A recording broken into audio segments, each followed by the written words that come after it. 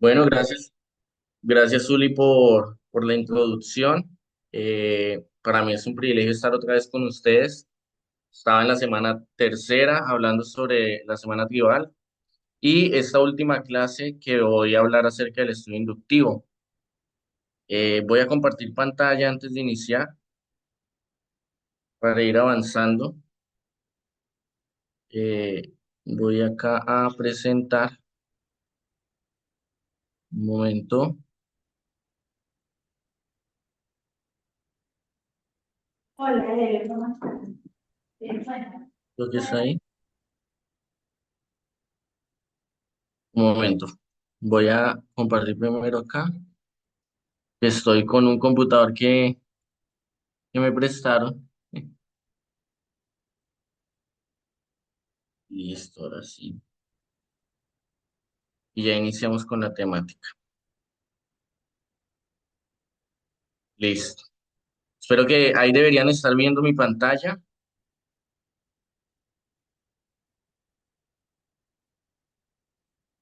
Pueden poner manito así si la están viendo. ¿Sí? Eso. Gracias, Uli, por confirmar. Listo. Entonces voy a hablar acerca del método inductivo. Sin embargo, es necesario hablar del método inductivo, pero antes mencionar por qué es importante el método inductivo. Tenemos 2 horas, vamos a hacer un break a las 8 de la noche. Entonces, normalmente con el método inductivo podemos hablarlo en 1 hora. Antes del método inductivo, quiero hablarles un poco acerca de qué es la Biblia y cuáles son sus características principales. Puedo mencionar el método inductivo, sus pasos, cómo se estudia. Sin embargo, creo que es importante que entendamos de que hay ciertas diferencias entre los diferentes géneros literarios, valga la redundancia, y que cada uno de los libros tiene un enfoque principal. Entonces quiero iniciar con que todos hacemos teología, ¿sí? Quizás nosotros pensamos en que determinadas personas que estudian en un seminario o determinadas personas que son líderes en una iglesia, maestros o pastores, son, ok, son los que hacen teología. Sin embargo, todos nosotros hacemos teología. La pregunta importante es si nosotros o nuestra teología es la correcta o es incorrecta, ¿sí? Si estamos estudiando la Biblia de manera acertada o no lo estamos haciendo así. Entonces, ¿qué es la teología? Teología es la composición de dos palabras, teo, Dios, ¿sí? Logía tiene que ver con ciencia o estudio. Entonces, podemos decir que la teología es un estudio acerca de Dios, ¿sí? Nosotros tenemos una cosmovisión, una manera de ver el mundo como tal. Incluso también tenemos una manera de definir quién es Dios, aunque estemos acertados en nuestra definición o no lo estemos. Nosotros podemos ir por la calle, evangelizar, encontrarnos con gnósticos, ateos, y cada uno tiene un punto de vista acerca de Dios. Lastimosamente no todos tienen un punto de vista acertado ni de acuerdo a la escritura, que es la revelación que le ha dejado. Sin embargo, nosotros al estudiar la Biblia debemos estar en ese constante deseo de pulir nuestro pensamiento, ¿sí? Eh, ¿Pueden, por favor, apagar el micrófono? Eh, Hay un micrófono encendido, por favor. Listo. Hay un, hay un hombre del cual nosotros muchas veces tomamos referencia que se llama Dan Lewis o Daniel Lewis. Es un hombre que ha dedicado bastante tiempo en el estudio de la palabra y sabe griego, hebreo, arameo, entre otras cosas. Y él tiene una frase que me llama la atención y me parece interesante para iniciar con ella. Dice, la meta de todo cristiano en crecimiento debería ser un mejor estudio de la Biblia, ¿sí? Lo asocio a lo que hablaba al principio acerca de que todos nosotros hacemos teología. Nosotros como cristianos somos llamados a estudiar de manera constante la Escritura. Por medio de ella, nosotros vamos a encontrar el carácter de Dios, su propósito, su plan de redención, entre muchas más áreas que nos competen, ¿cierto? Más hablando de los evangelios, el sacrificio de Cristo, Hechos, los apóstoles, cómo se llega el evangelio también a los gentiles. Nosotros siendo gentiles somos beneficiados de esto. Entonces, como cristianos deberíamos tomar en serio la escritura y normalmente sacar tiempos para poder desglosarla, para que nos edifique a nosotros y para compartirla con otros. Y acá Luis dice que la meta de todo cristiano en crecimiento, ¿sí? Nosotros deberíamos ser cristianos que constantemente están en crecimiento.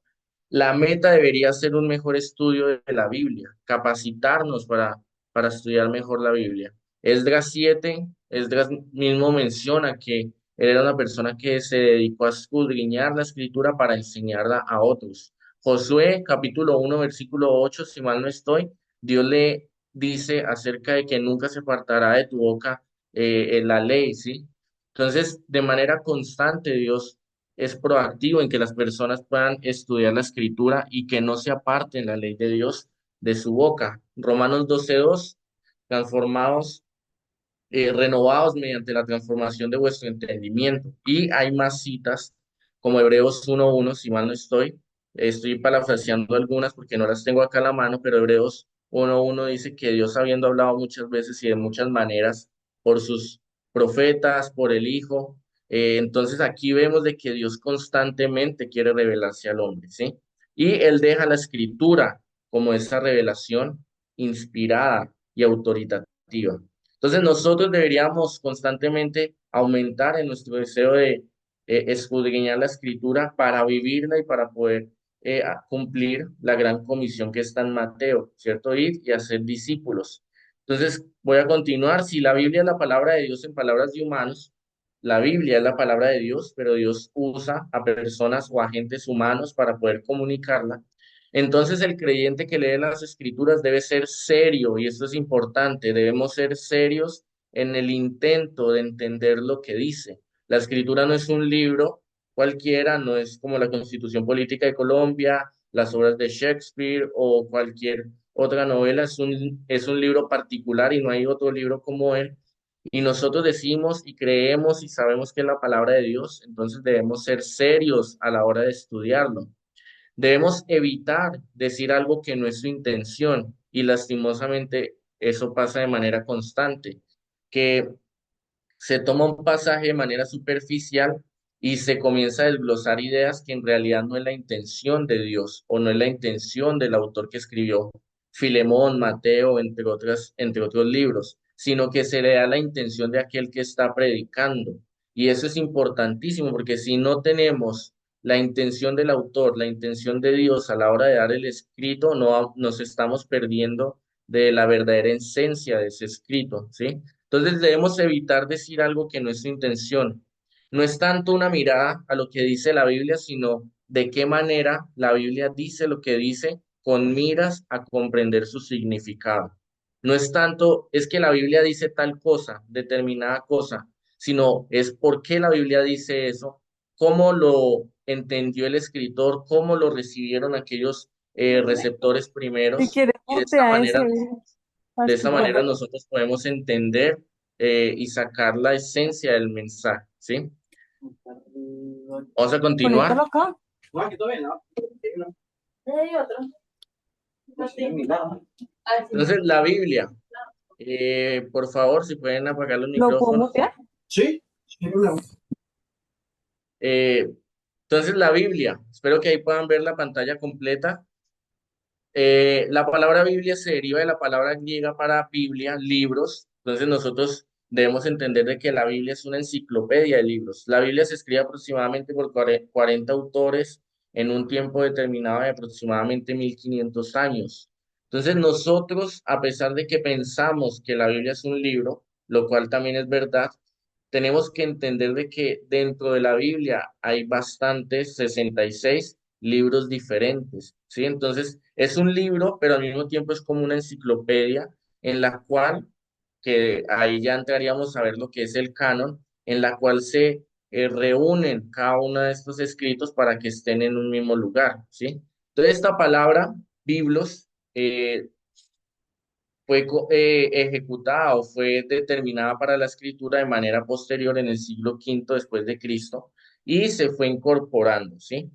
Este es una imagen de lo que es un papiro. La palabra Biblia viene también de la misma palabra del papiro, ¿sí? Y allí el papiro, el pergamino, es una de las maneras en las que se hace la escritura de manera antigua y Dios usa tanto al ser humano como estos medios para transportar su mensaje. Algo importante con la literatura hebrea es que nosotros tenemos vocales, tenemos números, signos de puntuación. De pronto, aquellos que están más familiarizados con el lenguaje castellano se pueden dar cuenta de la riqueza que hay dentro del castellano. Sin embargo, en el hebreo del momento, cuando se escribe la Biblia, no contaban con eso. Entonces, ustedes acá, espero que vean mi mouse. Si no lo ven, en la parte izquierda, antes del igual, aparecen solamente las letras y en la parte derecha, después del igual, dice en el principio Dios creó los cielos y la tierra, ¿sí? Entonces la manera en la que escribían los hebreos en este periodo de tiempo era sin vocales. Recordemos que los capítulos, versículos, subtítulos son un añadido después para ayuda a la persona que está estudiando la Biblia.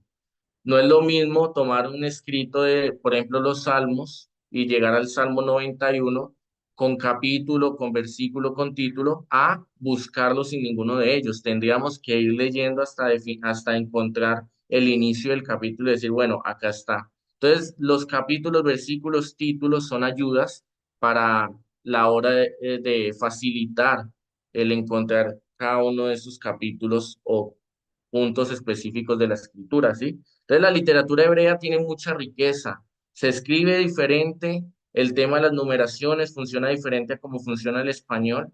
Les invito también a que puedan seguir investigando, simplemente lo que quiero dejar acá es un fundamento, mencionar puntos específicos por cuestión del tiempo para que ustedes sigan investigando.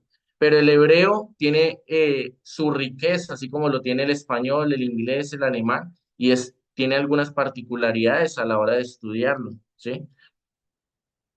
Acá hay algunos hallazgos, no solamente en hebreo, también en griego. El griego koiné es en el que se escribe el Nuevo Testamento, entonces hay eh, algunas porciones, como es el fragmento de Juan, capítulo 18 del 31 al 33, pero también hay otras secciones que son más prolongadas que se han encontrado y que ayudan a los escritores, a los estudiosos del hebreo, del griego, del arameo, a poder entender cómo en la suma de cada uno de los escritos se comunica el mismo mensaje, ¿sí? Y muestra la fidelidad en las escrituras que nosotros tenemos hoy en día. Ahora, ¿cómo estudiar la Biblia? Cuando ustedes se sigan capacitando dentro del estudio de la escritura, van a encontrar un término, ¿sí? O van a encontrar un nombre que es el siguiente, teología sistemática, ¿sí? Por muchos años, muchos eruditos han sistematizado como una especie de ciencia el estudio de la escritura. Y hay algunos términos que lo que buscan es facilitar el entendimiento de ciertas cosas, ¿sí? Hay un término que es hermenéutica, hay otro término que es exégesis. La hermenéutica básicamente es la correcta interpretación de un texto y por eso yo iniciaba mencionando de que todos nosotros hacemos teología, porque todos nosotros tenemos de manera intrínseca la capacidad de interpretar, y es algo inherente del ser humano, no es algo de lo que nos podamos despojar. Entonces, de pronto, ahorita yo estoy en Panamá, por esta semana que estoy enseñando aquí, mi esposa está en Colombia, en Cartagena, y yo le puedo mandar ciertos mensajes de texto, y al no escuchar mi voz, ella los va a leer y va a interpretar, ¿sí?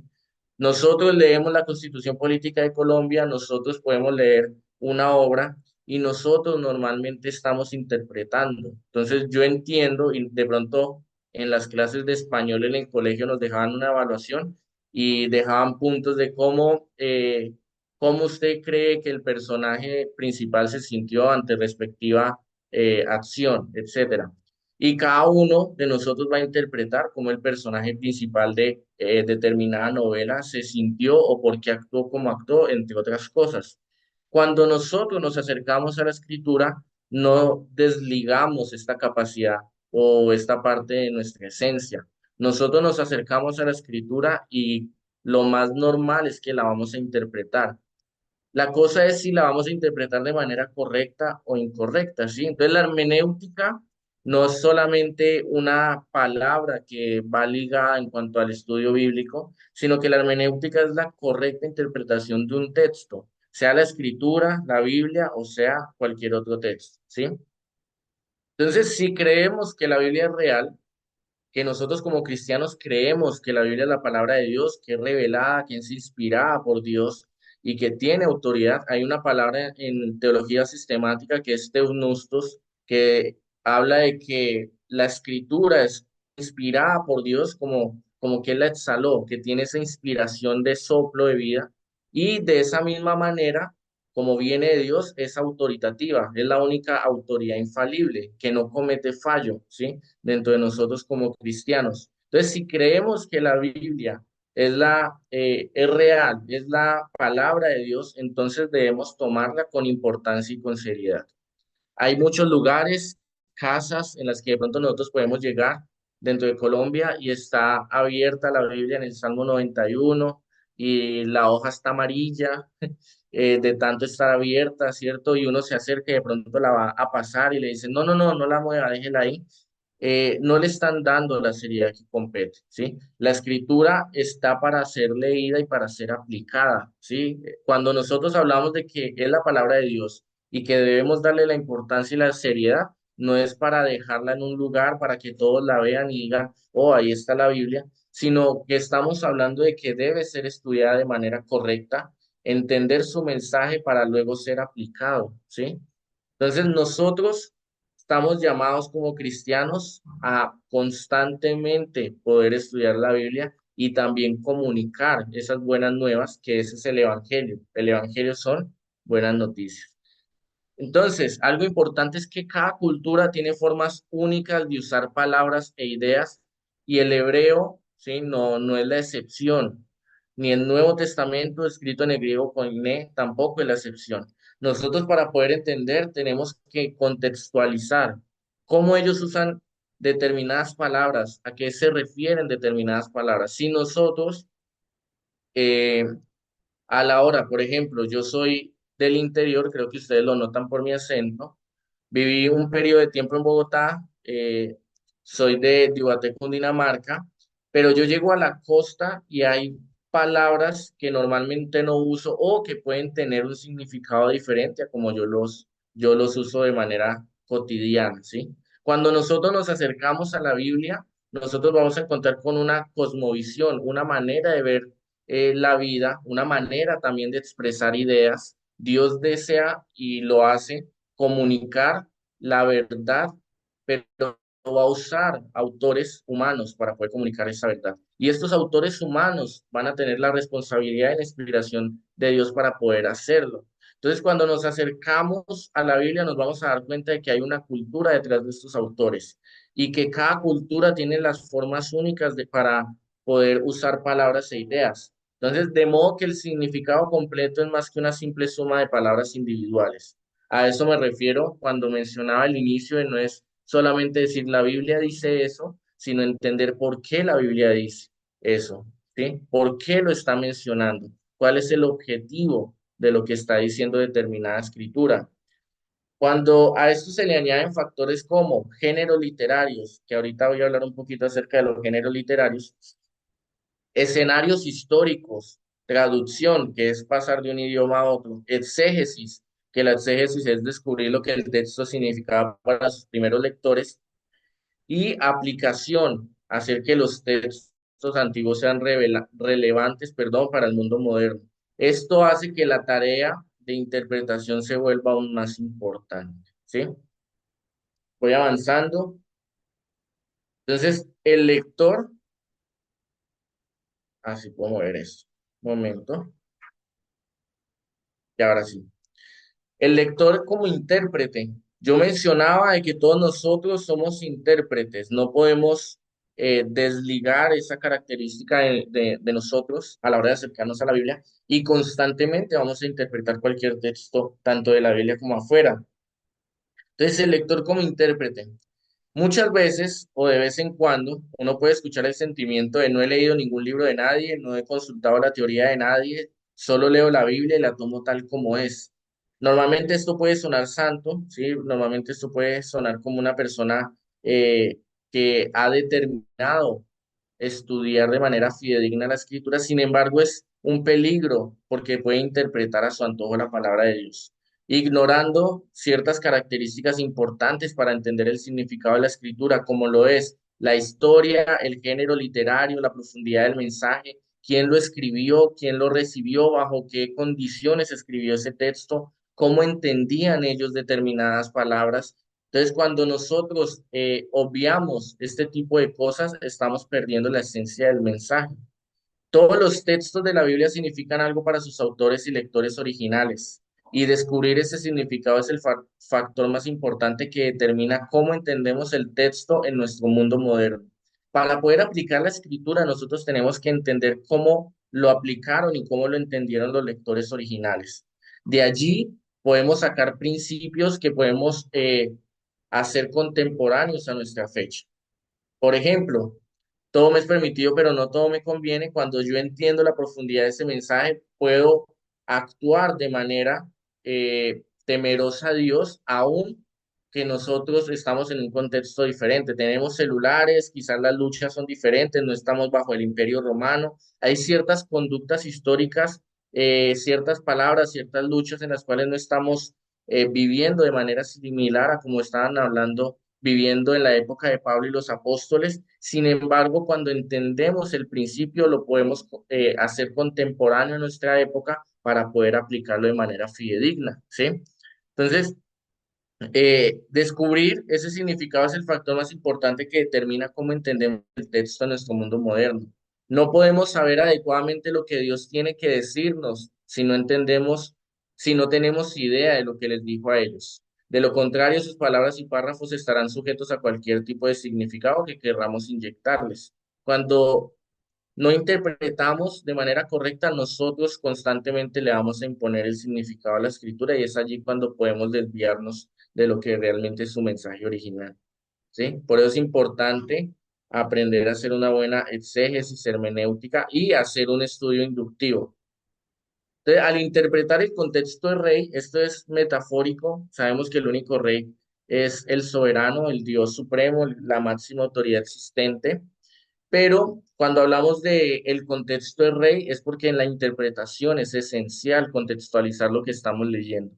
Todo el mundo sabe lo que se siente cuando alguien repite sus palabras sin contexto. No sé si en algún momento les ha ocurrido de que determinada persona escucha de pronto algo que ustedes dijeron, pero lo comunica de manera diferente.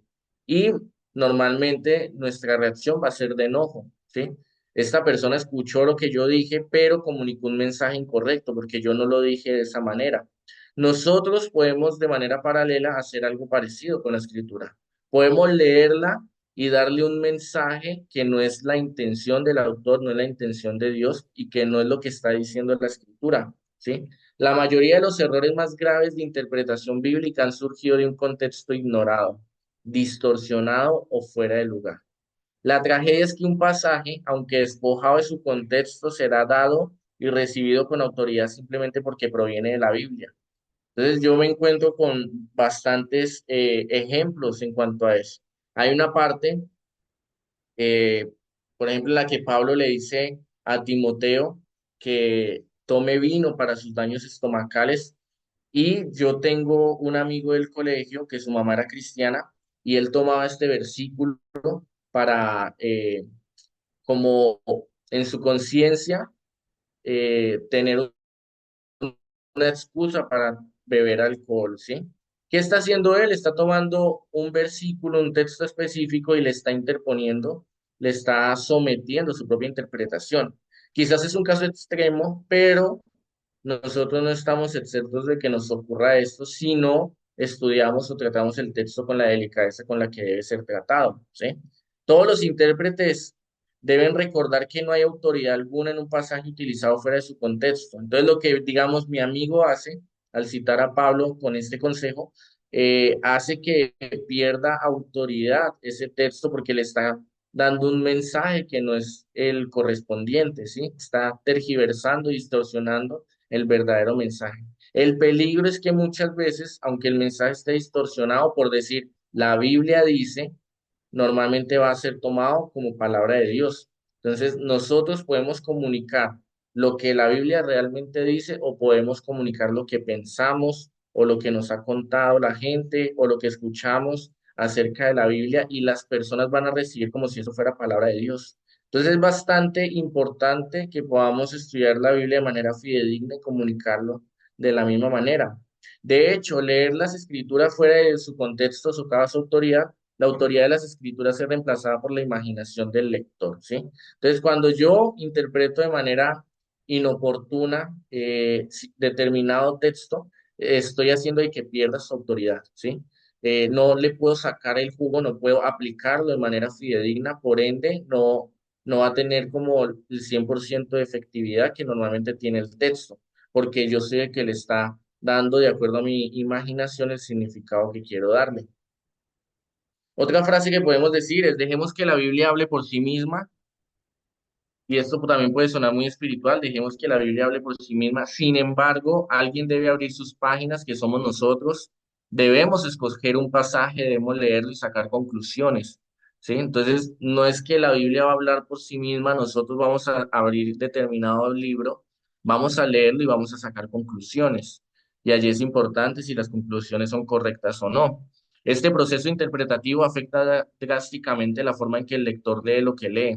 Una máxima real es que un texto sin contexto es un pretexto, como el ejemplo que yo ponía con mi amigo. Es decir, cuando ignoramos el contexto de un pasaje, a menudo permite una torsión del texto para que diga lo que el lector quiere que diga, ¿sí? Entonces, a continuación se presentarán algunas áreas cruciales de contexto para interpretar la Biblia. Voy a hablar de algunas cositas allí que son importantes. Uno es el contexto bíblico y literario, ¿sí? No es lo mismo tomar un escrito del Antiguo Testamento del Nuevo Testamento. El último libro escrito del Antiguo Testamento es Malaquías, algunos lo citan más o menos en el 450 o 430 antes de Cristo. Y si nosotros vamos al Nuevo Testamento, algunos piensan que Gálatas en el 48 después de Cristo fue el primer libro escrito. Entonces estamos hablando de más de 400 años de distancia, eh, más de 450 años de distancia.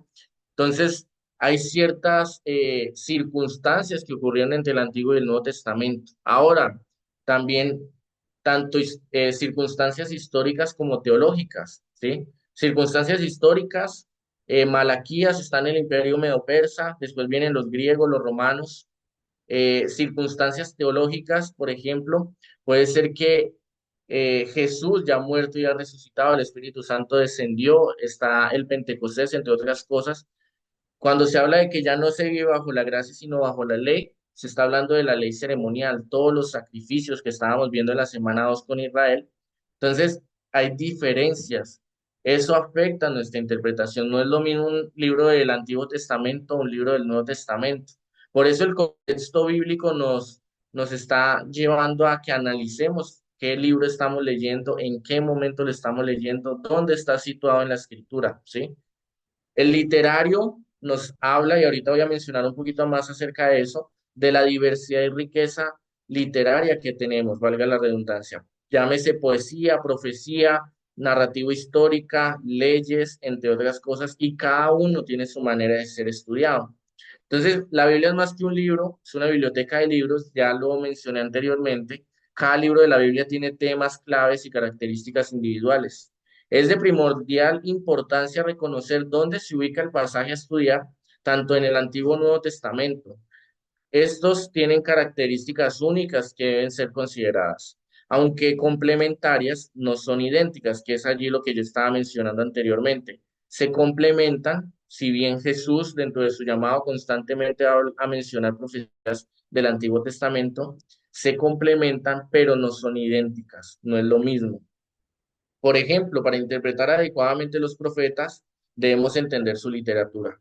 Los sucesos de las monarquías, y algo clave puede ser para ustedes, para una ayuda a la hora de estudiar los profetas, leer crónicas, leer reyes junto con los profetas. Los profetas van a mostrar el pecado del pueblo, el corazón de Dios, su propósito, su plan de redención. Los libros históricos nos van a narrar las monarquías, todos los eventos que ocurrieron dentro del periodo de los profetas. Y cuando juntamos esas dos literaturas, vamos a tener un panorama mucho más completo, ¿sí? Entonces, para interpretar adecuadamente los profetas debemos entender su literatura, los sucesos de las monarquías, los dioses, potencias mundiales, entre otras cosas. Para interpretar los pasajes de Apocalipsis, por ejemplo, uno debe saber acerca de la historia de Roma, la iglesia primitiva y cómo surgió el género apocalíptico, que el género apocalíptico es bastante particular, ¿sí? No vamos a mencionar mucho acerca de eso porque no tengo mucho tiempo, pero sí es un ánimo para que ustedes puedan seguir estudiando acerca de los diferentes géneros literarios. Vamos a continuar.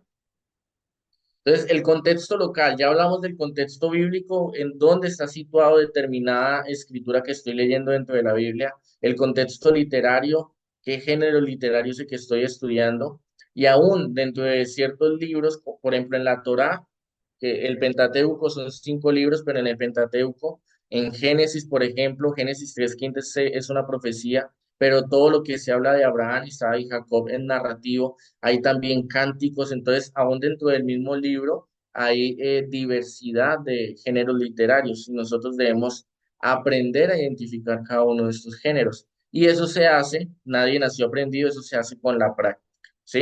Hay algunos libros de hermenéutica que ustedes pueden ir eh, buscando, ir leyendo y cada día van aumentando su capacidad de discernir cómo acercarse a la escritura para poder aplicarla de manera correcta. Contexto local. Ese es otro contexto. La mayor parte de la Biblia está escrita para que las ideas fluyan entre sí. Por lo general, una declaración bíblica no es independiente, sino que debe interpretarse a la luz de lo que la precede y de lo que continúa. ¿Sí? Así se puede enmarcar el pasaje dentro del flujo de pensamiento más amplio. Los lectores deberían pensar más en términos de párrafos o temas que en versos. Es importante que nosotros aprendamos versículos de memoria. Sí, nosotros cuando vemos, por ejemplo, la tentación de Jesús, Jesús cita la escritura y eso es importante. Pero para poder entender lo que dice el versículo, debemos leer todo el panorama completo. ¿Qué dice antes del versículo y qué dice posterior al versículo? ¿Cuál es la idea general de todo el libro y cuál es la idea temática de ese sector del libro? ¿Sí? Entonces eso ayuda, el contexto local, a que no nos perdamos. Puede de pronto ser un poco irrisorio, pero los unicitarios o sectas así han nacido de versículos al aire que se toman y de allí se distorsiona el mensaje, ¿sí? Entonces de pronto se dice que Jesús estaba solo, ¿cierto? Y de allí ya salen los Jesús solos. Claro, hay mucha más historia en cuanto a cómo se desarrollan cada una de las sectas, pero normalmente tiene el mismo principio. Se toman versos específicos desconectados de su contexto local, desconectados de su contexto literario e histórico, y se les da el resultado, la conclusión que el lector desea impartirle al texto. ¿Sí? Entonces eso es peligroso y es importante que podamos también estudiar por temáticas o por libros completos. Después de tener la panorámica de todo el libro, es mucho más fácil identificar el porqué de determinados versículos, ¿sí? Entonces se debe considerar cuidadosamente el contexto inmediato del pasaje. Esta consideración a menudo implica leer 2 o 3 párrafos o más a cada lado del pasaje, ¿sí? Hay libros como Filemón que de pronto pueden ser más cortos, Abdías también, pero hay otros libros como Isaías, Jeremías, Daniel, Ezequiel que pueden ser un poco más largos, pero vale la pena eh, leer todo el libro también porque cuando ellos escriben, ellos, vuelvo al principio, no escribieron por capítulos, sino que es todo un mismo documento. Entonces, cuando el pueblo lo leía completo y ellos tenían un panorama completo de lo que era la escritura, ¿sí? Entonces nosotros a veces lo seccionamos, voy a leer del versículo 1 al versículo 10, pero cuando estudiamos de esta manera nos perdemos la idea general del escrito, que comienza bajo ciertas circunstancias, pero van a terminar con una conclusión importante, ¿sí? Cuando nosotros no leemos todo ese panorama, nos perdemos de esa riqueza. Eh, Voy avanzando. Contexto histórico y cultural, esto es importante.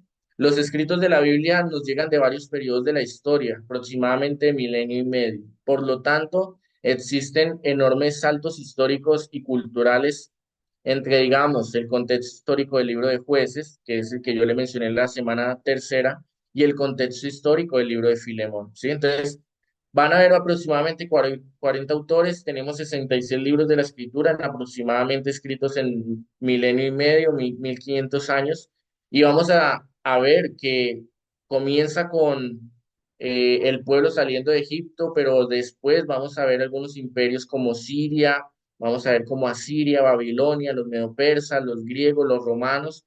Entonces, el contexto histórico nos ubica, valga la redundancia, nos contextualiza en qué momento de la historia está tanto el escritor y la gente que recibió el mensaje. Y eso es importantísimo, porque cuando nos ubicamos en eso, entendemos cómo pensaban. No es lo mismo la historia del Medio Oriente antes de los griegos conquistar este sector con el helenismo y entre otras cosas, a cuando ya Alejandro Magno conquistó por medio de las ideas, ¿sí? Alejandro Magno, que fue discipulado por Aristóteles por 5 años, él quiso ganar batallas, pero también quiso impartir por medio de las ideas. Entonces, cuando nosotros contextualizamos en qué momento específico está escrito el libro, podemos entender guerras alrededor de este periodo, podemos entender bajo qué gobierno están, bajo qué circunstancia, hay persecución o no hay persecución en el momento.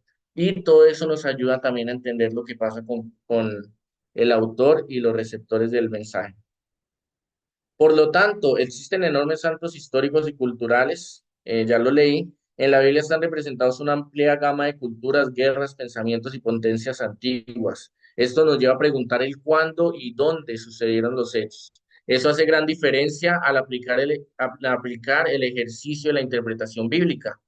Y un ejemplo puede ser Ur de los Caldeos. Ustedes pueden buscar Ur de los Caldeos y cómo ellos vivían, y ahí van a entender el por qué Dios llama a Abraham de salir de allí. Incluso van a entender por qué él no se asusta cuando Dios le pide a Isaac en sacrificio, ¿sí? Entonces, cuando nosotros contextualizamos de qué es Ur de los Caldeos, cuál era su estándar moral, adoraban a otros dioses, si adoraban a otros dioses, qué dioses adoraban, entre otras cosas, como yo lo hice en la semana tercera con Canaán y las tribus que, aunque tuve fallas con el computador, les mostraba los dioses y cómo adoraban esos dioses. Eso ayuda a entender el porqué, por ejemplo, de la conquista. Investigar acerca de Ur de los Caldeos va a ayudar a entender el por qué Dios llama a Abraham a salir de allí.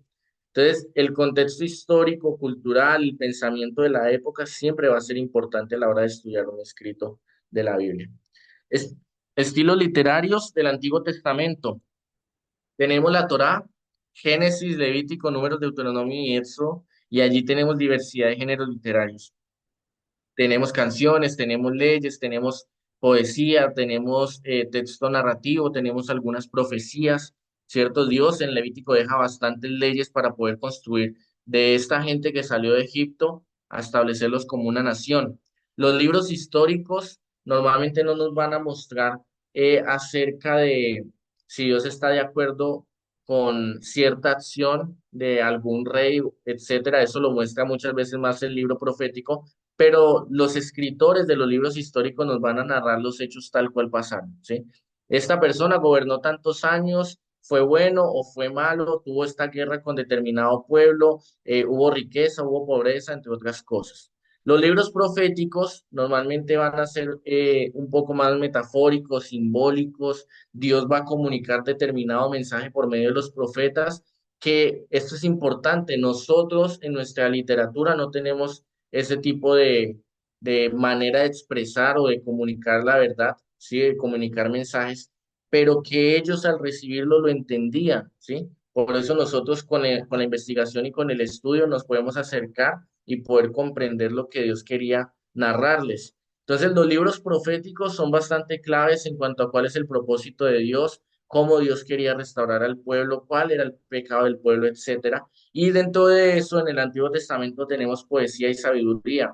Llámese el libro de Job, de Eclesiastés, los Salmos, etcétera, y cada uno tiene su manera de expresar la sabiduría.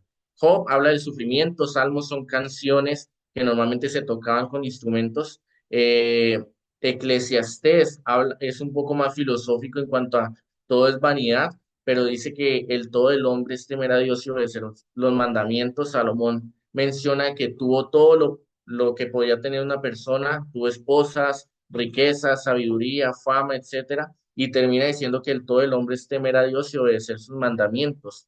Y también tenemos otros libros como Proverbios, que es más aplicativo en el día a día de cómo se pueden llevar estos principios y de allí temer a Dios de manera práctica. Entonces, Proverbios es un poco más práctico. Cuando vamos al Nuevo Testamento, nos vamos a encontrar con otros géneros literarios que son importantes. Los evangelios, ustedes al estudiar los evangelios, se van a encontrar con que hay unos evangelios que son llamados sinópticos, que son Mateo, Marcos y Lucas, y aparte el evangelio de Juan, ¿sí? Cada uno de ellos es escrito por una persona diferente y cada uno de los evangelios va escrito hacia un público diferente, ¿sí? Y eso incluso influye en la manera en la que se comunican estos textos. El libro de Hechos, que es como el segundo tratado de Lucas, es el libro que nos fundamenta de manera histórica la iglesia primitiva. ¿Qué haríamos nosotros sin el libro de Hechos? No tendríamos, por ejemplo, al Consolador, al Espíritu Santo descendiendo, no tendríamos el Pentecostés, no tendríamos quizás descrita la visión de Pedro y cómo se da el llamamiento de Pablo y cómo estos dos de manera contundente, expanden por obediencia a Dios el Evangelio hacia los gentiles, entre otras más cosas, ¿sí? Entonces, este texto histórico como es Hechos es importante en el Nuevo Testamento porque es una base, valga la redundancia histórica, que nos ayudan a comprender, por ejemplo, las cartas paulinas o lo que se desarrolló posteriormente, ¿sí? Entonces, también tenemos epístolas generales, tenemos las cartas paulinas, hay ciertas cosas interesantes en cómo Pablo usaba la literatura para comunicar los mensajes, pero no voy a hablar acerca de eso. Y tenemos Apocalipsis. Apocalipsis es un libro bastante rico en cuanto a la literatura. El género apocalíptico, si bien tiene algunos parecidos con la profecía, el género apocalíptico tiene algunas características individuales. Apocalipsis no es el único libro que usó este género, y este es un género que se comenzó a desarrollar, aunque no conocemos el año exacto, se comenzó a desarrollar en el periodo intertestamental, ¿sí? Entonces, vamos a hacer una conclusión antes de ir al break. Vamos a resumir algunos errores a la hora de estudiar la Biblia, ¿sí? Entonces, un error que podemos tener es estudiar la Biblia de manera descuidada. No es necesario que yo interprete la Biblia, que era lo que yo hablaba anteriormente. Toda obra literaria debe ser interpretada, eso ya lo mencioné. Segundo, conocer su contenido apoyándose solamente en la inteligencia y dependiendo del esfuerzo propio. Si bien ustedes se han dado cuenta de que la Biblia tiene historia, la Biblia es un libro que requiere, en cuanto a hermenéutica, en cuanto a capacidad de comprensión de lectura y otras habilidades que van a desarrollar el intelecto. Sin embargo, no debemos acercarnos únicamente con la capacidad de intelectual, ¿sí? Nosotros sabemos de qué es la palabra viva, de que es una espada de doble filo, que escudriña hasta lo más profundo de nuestro ser y que normalmente nos va a confrontar. Si nosotros le quitamos al Espíritu Santo la oportunidad de ser confrontados, si somos, como dice Ezequiel, un corazón de piedra en un corazón de carne, nos estamos perdiendo de la esencia del mensaje. Cuando de manera adecuada contextualizamos, buscamos, de pronto usamos un diccionario en hebreo, arameo, griego para entender cierta palabra, cuando usamos herramientas hermenéuticas para entender el mensaje, también tenemos el corazón dispuesto para ser transformados por Dios. Entonces vamos a comprender el mensaje, vamos a ser confrontados para que haya crecimiento en nuestro carácter y a la hora de aplicarlo podamos ser luz y sal, como dice Mateo 5. Entonces, si bien interpretar la Biblia de manera correcta tiene ciertas habilidades, no debemos acercarnos simplemente apoyándonos de la inteligencia o de nuestro esfuerzo propio, porque es palabra de Dios, ¿sí? Tercer punto, estudiar la Biblia por un sentimiento de deber religioso. Entonces solamente la estudio o simplemente la leo porque soy cristiano, que a mí me pasó, ¿sí?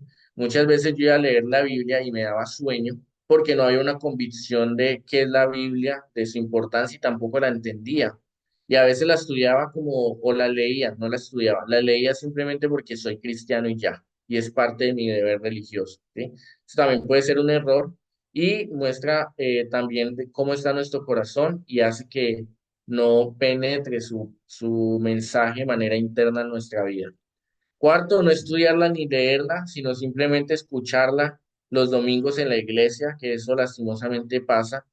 Y normalmente esto convierte a los cristianos teológicamente en desnutridos. Entonces llega alguna herejía, algún grupo, los testigos de Jehová, entre otras cosas, y al no estar fuerte en cuanto a la sana doctrina que dice la Escritura, muchos hermanos dejan la fe, ¿sí? Dejan la sana doctrina y se desvían por esto mismo, porque están desnutridos teológicamente. Para ir terminando o en cómo no debemos estudiarlo, en errores a la hora de estudiarlo. Otro punto es olvidando que fue escrita con cierto propósito primordial, literatura y contexto. Si bien la Biblia, la escritura fue dada para nosotros, no fue directamente escrita para nosotros. Me voy a explicar. El libro de Romanos fue escrito por Pablo para la iglesia que está en Roma, ¿sí? Entonces no fue escrito para Addison, Pablo no estaba pensando en Addison, pero sí fue escrito para nosotros, para la edificación de la iglesia.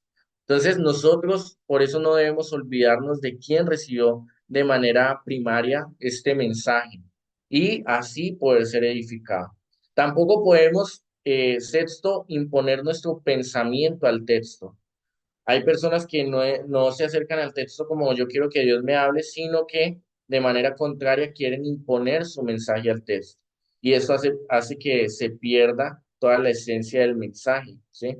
Y alegorizar todo, por último. Muchas veces eh, se alegorizan cosas que en realidad el género literario es narrativo. Se cuenta una historia y algunas personas lo alegorizan. Entonces, la roca significa X cosa y el mar significa tal cosa y así comienzan a desglosar tanto que su imaginación los lleva a conclusiones que el autor de la escritura no quiso en ningún momento expresar, ¿sí? Entonces, es importante, el alegorizar todo no es bueno. Por eso mencionaba anteriormente que debemos identificar qué tipo de género literario estamos estudiando. Y por último, ¿cómo sí podemos estudiar? Contexto bíblico, estamos leyendo Antiguo o Nuevo Testamento. ¿Qué parte del libro estamos leyendo? Estamos leyendo eh, el, se me fue la idea.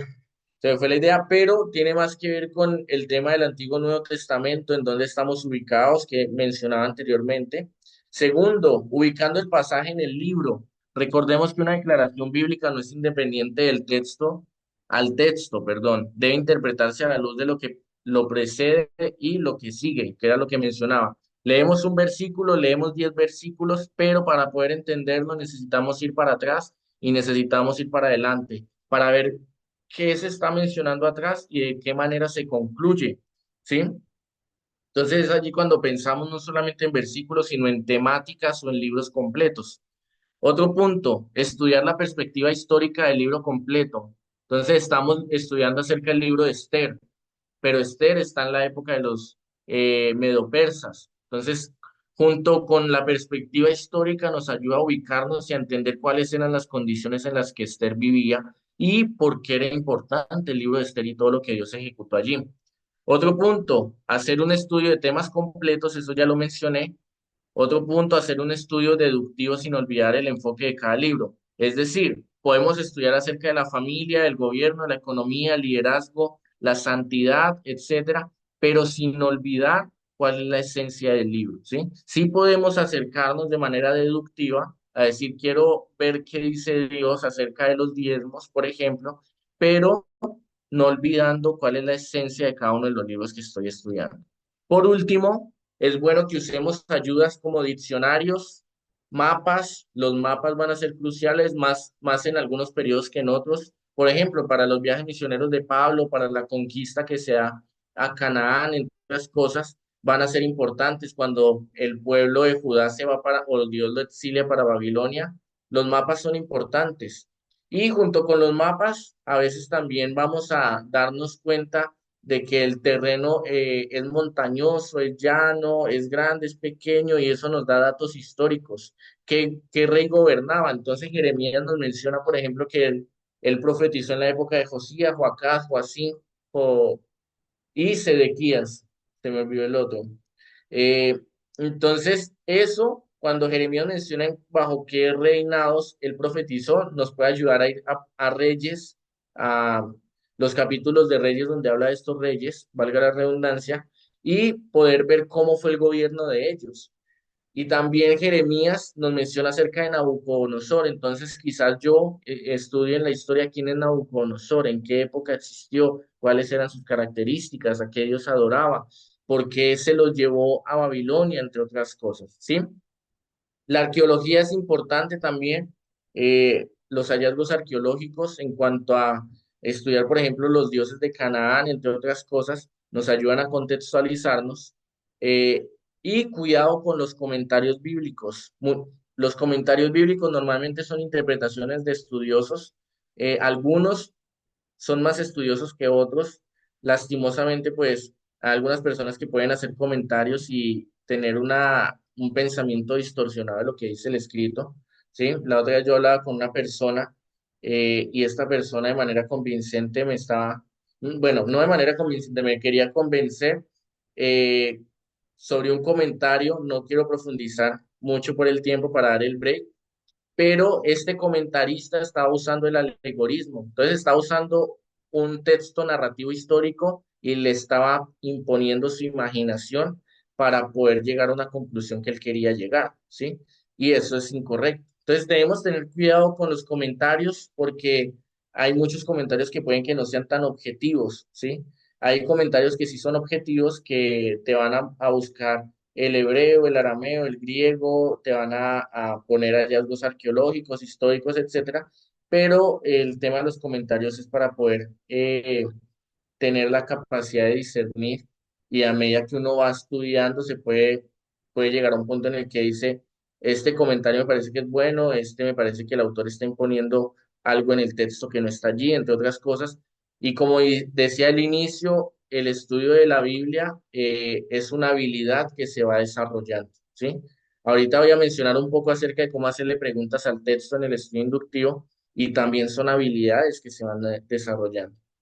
Entonces, vamos a hacer un break hasta las 8:05 y a las 8:05 vamos a comenzar con el estudio inductivo. ¿Les parece? Manito arriba.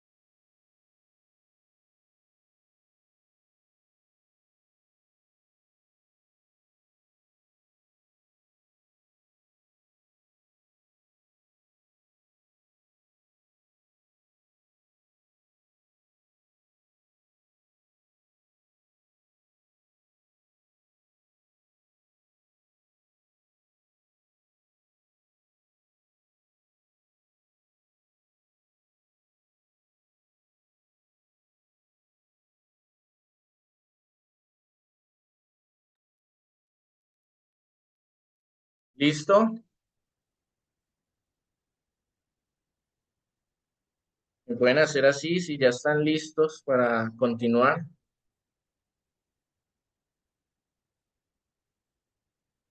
Ok. Bueno, vamos a continuar. ¿Sí? Vamos a hablar acerca del estudio inductivo. La primera hora lo que estaba hablando era acerca de cómo podemos estudiar la Biblia y cómo se estudia de manera correcta y la importancia de hacerlo. ¿Sí?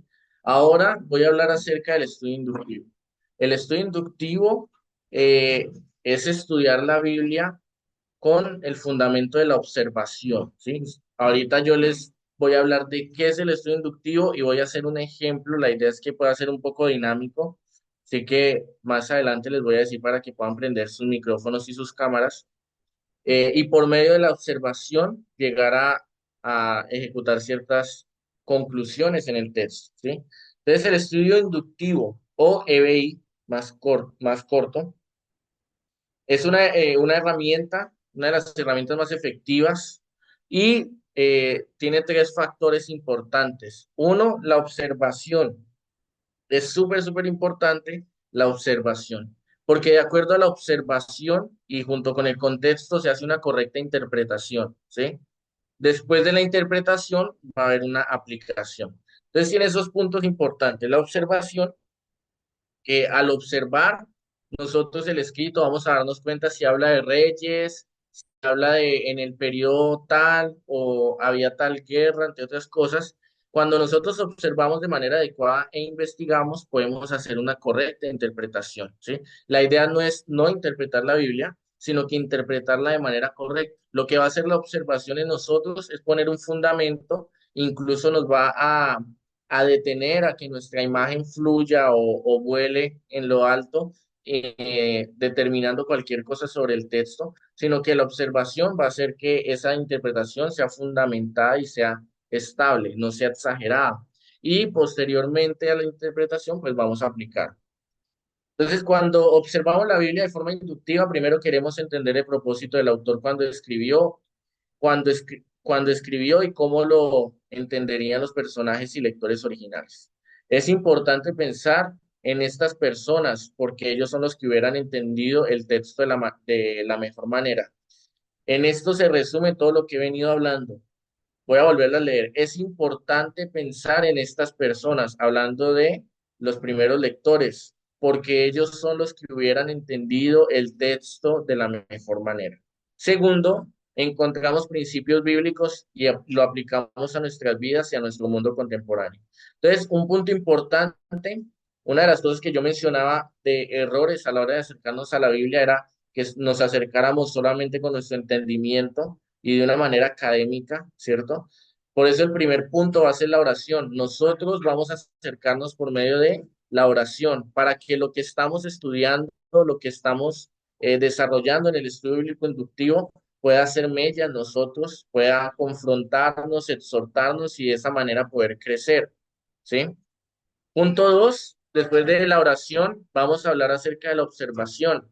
Y la observación nos va a llevar a preguntarnos quiénes están involucrados dentro de este mensaje, hacia quién fue dirigido, y dentro de ese quién, el qué se les escribió, qué contenido tiene cada uno de los escritos, sea Apocalipsis, los evangelios, entre otros.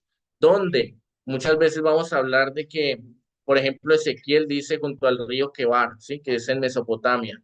O de pronto es cuando Moisés está recibiendo las leyes en el desierto, ¿sí? Entonces, ¿quién, qué, dónde, cómo? Ese tipo de preguntas al texto nos van a ayudar a desglosar toda la temática. Queremos poner atención en las cosas como palabras descriptivas, frases repetitivas y contrastes hechos por el autor.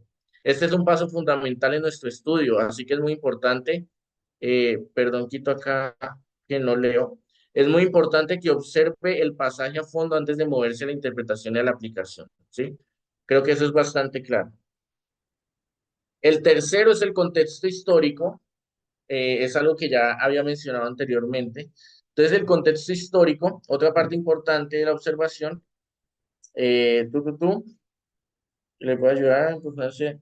Entonces, el contexto histórico le va a ayudar a ver la importancia de determinados eventos, palabras o detalles de la historia. Esto será especialmente importante para entender e identificarse con el autor, lector original y o personajes importantes de la historia.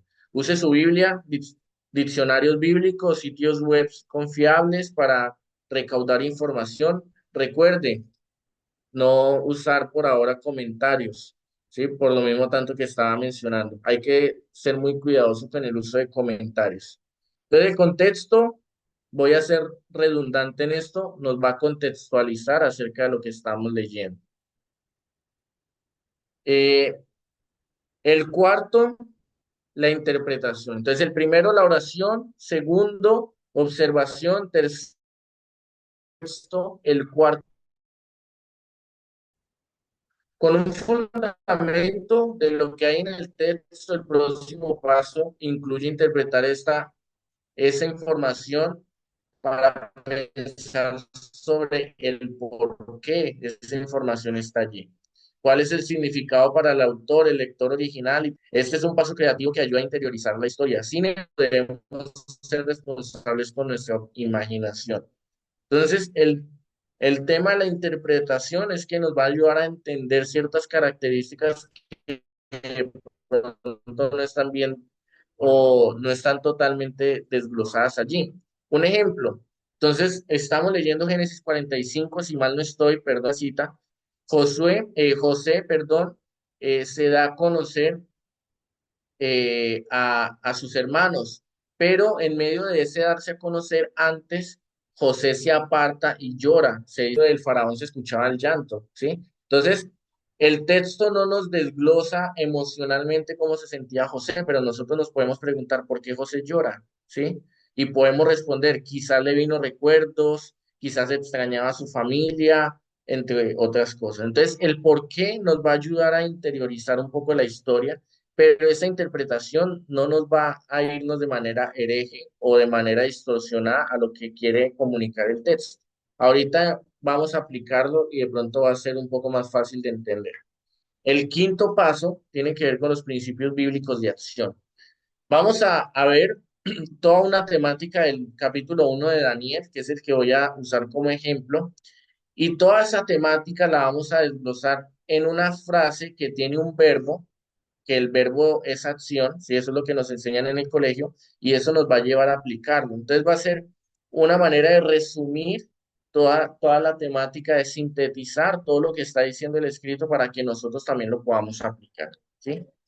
Y poder hacer eso a veces cuesta porque no estamos acostumbrados a sintetizar, sino que a veces somos redundantes o a veces damos vueltas en el mismo tema. El principio bíblico también es un área en la que nosotros nos vamos especializando al hacer y volver a hacer y volver a hacer. Y comenzamos a entender cómo se sintetiza de manera adecuada cierto texto, ¿sí?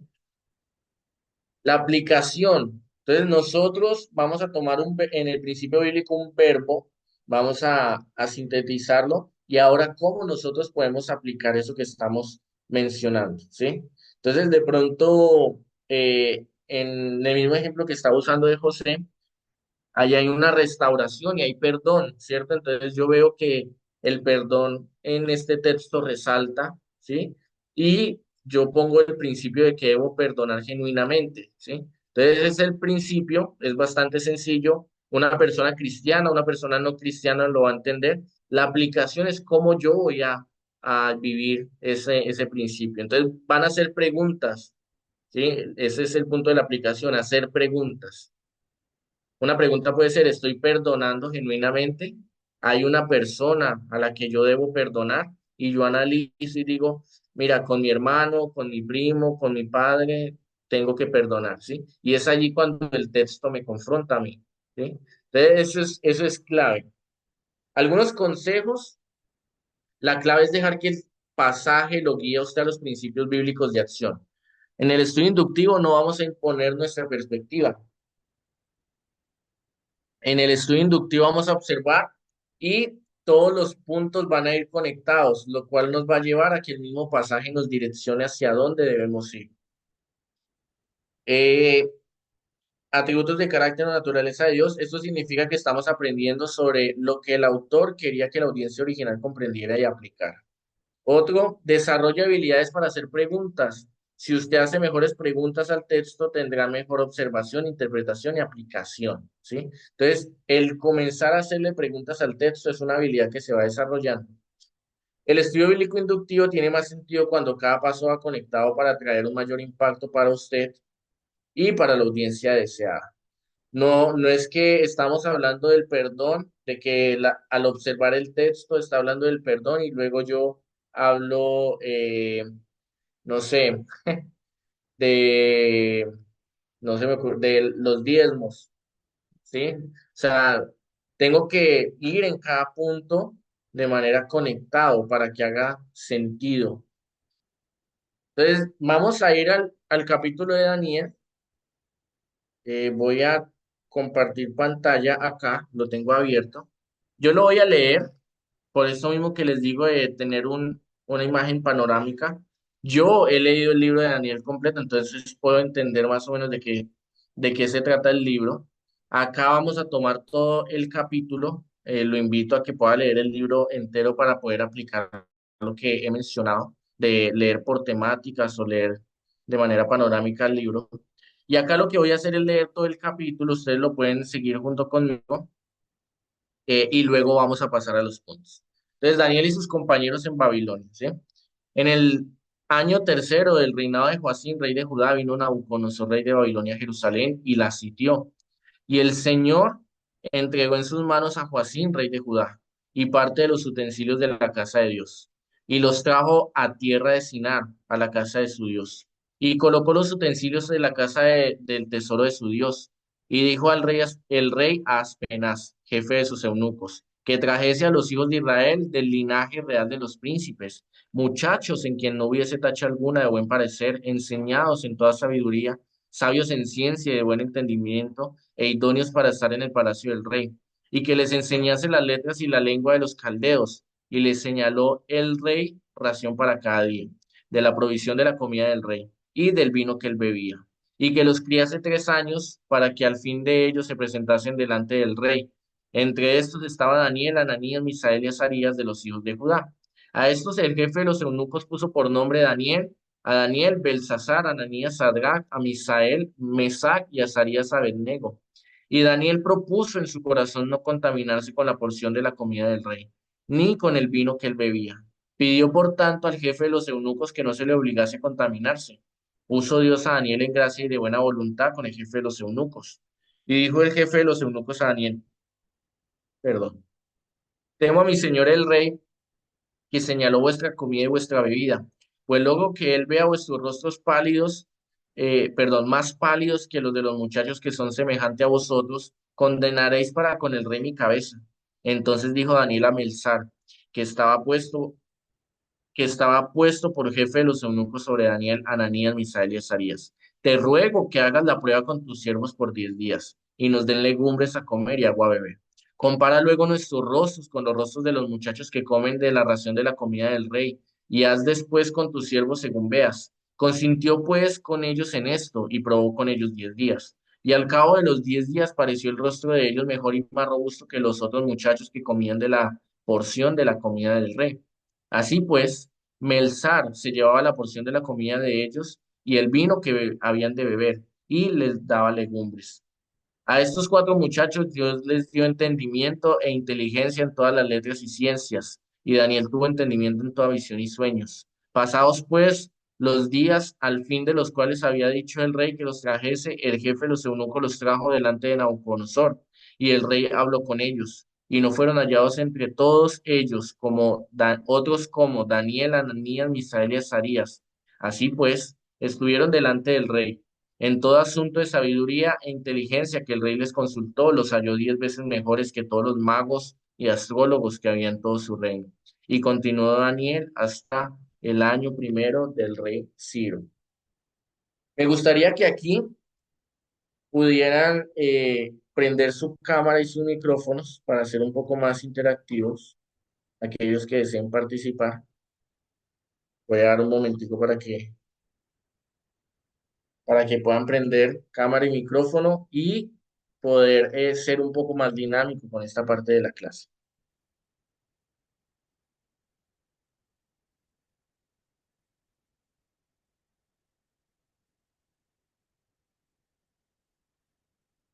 Si de pronto sienten pena, yo puedo desarrollar el estudio inductivo y quizás pueden entonces ver el video después.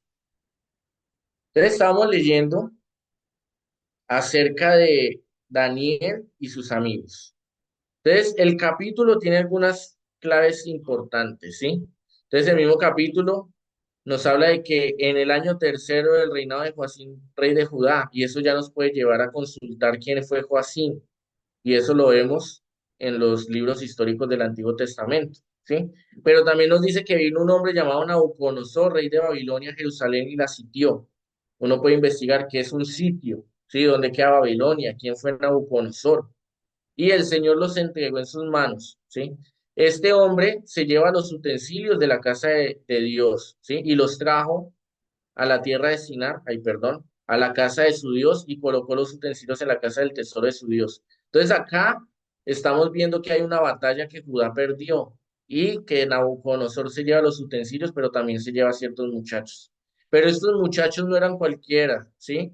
Eh, Dice el versículo 4 que eran de buen parecer, enseñados en toda sabiduría, sabios en ciencia y de buen entendimiento, e idóneos para estar en el palacio del rey.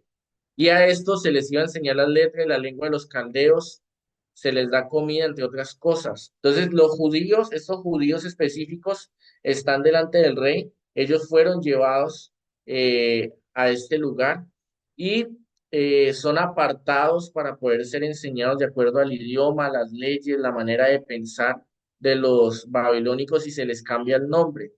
¿Sí? Se habla de que a Daniel se le pone Belsasar. Belsasar tiene que ver con el dios Bel, que el dios Bel era el dios que adoraba a Nabucodonosor, y así va mencionando. Entonces, leemos el capítulo, luego hacemos una vista panorámica de puntos específicos que el mismo capítulo o el mismo libro está narrando, perdón, y esto nos lleva a poder hacerle preguntas al texto. Entonces, yo voy a hacer una pregunta y es, ¿qué está sucediendo en Judá? ¿Sí? Algo importante con las preguntas observativas es que no voy a parafrasear lo que dice el texto, es que no voy a dar mi punto de vista. Las preguntas observativas se responden de acuerdo a lo que dice la Biblia. Si tiene puntos, si tiene coma, se responde 100% lo que dice la Biblia. Entonces yo le pregunté al texto, ¿qué está sucediendo con Judá? ¿Y dónde aparece eso en el versículo 1 y el versículo 2? Entonces, ¿qué está sucediendo con Judá? La respuesta no sale de acuerdo a mi pensamiento, de acuerdo a lo que yo creo, sino sale del texto, ¿sí? Dice, en el año tercero del reinado de Joacín, rey de Judá, vino Nabucodonosor, rey de Babilonia, a Jerusalén y la sitió. Y el Señor entregó en sus manos a Joacín, rey de Judá, y parte de los utensilios de la casa de Dios, y la trajo a la tierra de Sinar, a la casa de su Dios, y colocó los utensilios en la casa del tesoro de su Dios. Entonces, ¿qué está sucediendo en Judá? Esa sería la respuesta.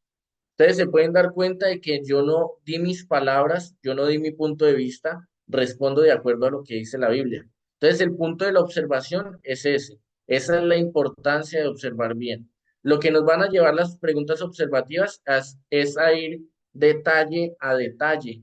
Y cuando nosotros vamos detalle a detalle, nosotros podemos entender mejor lo que está diciendo el texto. Me ha pasado, yo he dado seminarios en algunas iglesias que he leído todo un pasaje y pregunto, y aún en escuelas de la Biblia donde he enseñado, he hecho preguntas a la audiencia y la audiencia eh, dice que así.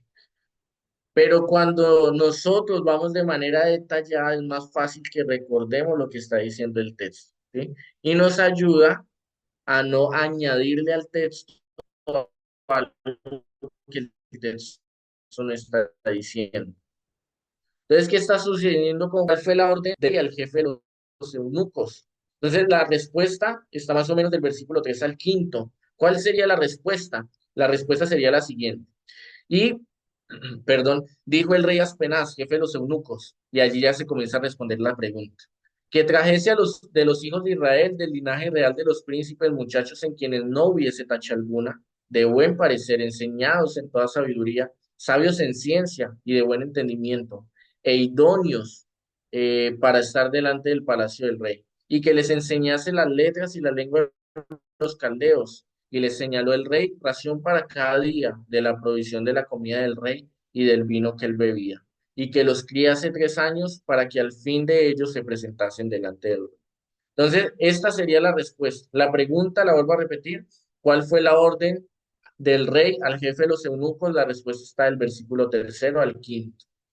Vuelvo a comentar, yo no estoy parafraseando, no estoy dando mi punto de vista, estoy respondiendo de acuerdo al texto.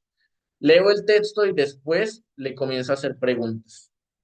Ok, ya sabemos qué estaba sucediendo en Judá, ya el texto nos mencionó cuál fue la orden del rey al jefe de los eunucos. Ahora, mi pregunta es al texto, ¿qué judíos fueron sometidos a este cambio de cultura? Y el versículo 6 al 7 dice, entre estos estaba Daniel, Ananías y Azarías, hijos de Judá, ¿sí? De los hijos de Judá. Ok, yo agregué el 7.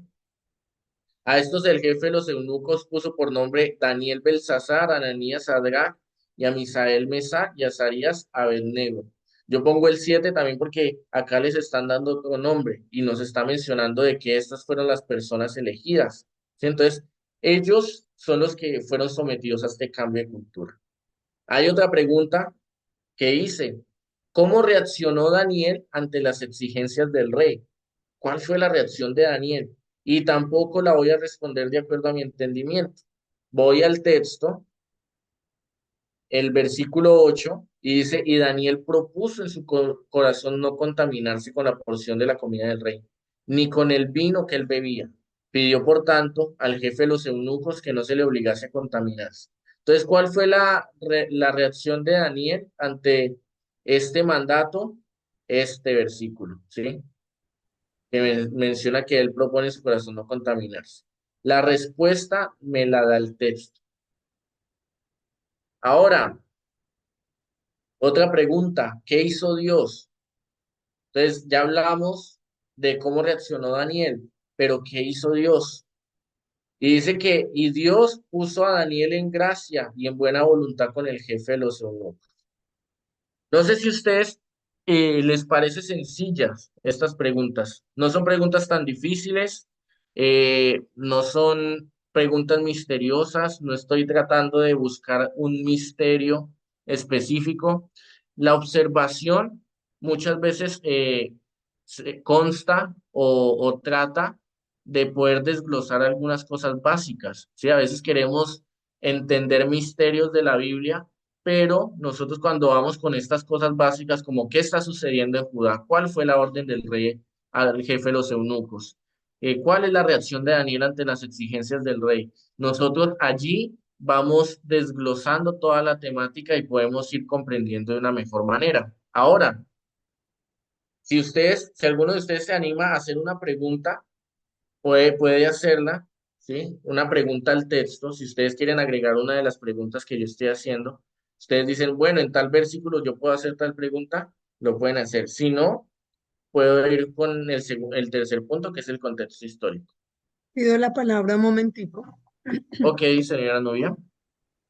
Me parece que estas preguntas están buenas, sino que son profundas y específicas, ¿no? Ujú. Pero supongamos que alguien está apenas empezando a prepararse, digamos, en el método inductivo. Pues yo como maestra de idiomas, cuando yo les colocaba textos a mis muchachos, les pedía que le hicieran las preguntas del periodista. ¿Quién hizo qué? ¿Cuándo? ¿Dónde? ¿Cómo?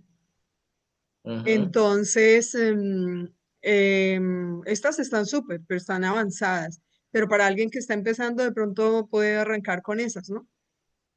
Gracias, señora novia. Sí, eso es algo que yo mencionaba al inicio, de que a la hora de observar nosotros vamos a basarnos en el qué, quiénes, cuándo, dónde. Y si ustedes se dan cuenta, mis preguntas están situadas así. ¿Qué está sucediendo? ¿Sí? ¿Cuál fue la orden? ¿Qué judíos? ¿Cómo reaccionaron? ¿Qué hizo Dios? ¿Sí? También podríamos haber preguntado dónde están ellos, entre otras cosas. Entonces creo que el aporte de la señora novia es bastante importante porque esa es la estructura en la cual nosotros podemos hacer preguntas de observación. El qué, quiénes están implicados, dónde están, cómo, cuándo, son la base para poder hacerle preguntas al texto, ¿sí?